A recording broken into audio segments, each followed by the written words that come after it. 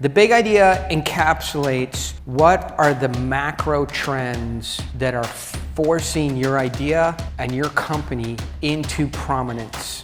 What regulations, what consumer preferences, what permanent macro changes in technology, in society, in culture, and in regulations are changing the economics of supply and demand in your industry.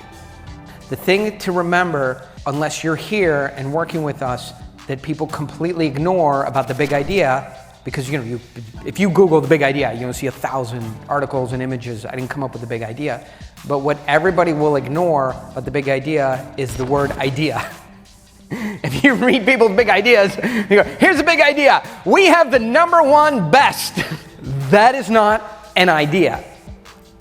That is about 70% further down the presentation in what we have. There's an unmet need and a high frustration, and for years it hasn't been possible because of the level of technology, the way you can conduct science, all over the world in communication, and the regulations. And so we're here to ask a question. That's the way to think about the big idea. We're here to ask a question.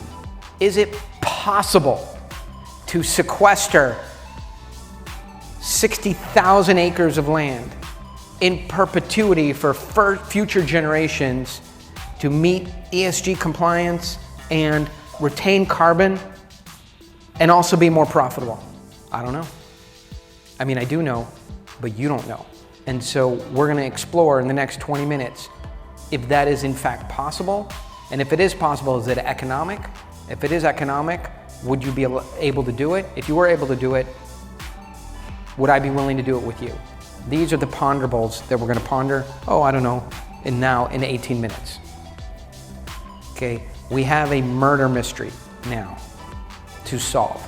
That's the big idea. And we'll walk you through that, but that's the sense of it is that something big is happening, and we're going to answer if it's truly happening, and can we capture it? Can we create amazing economics around it and get value from what's happening? That's the idea.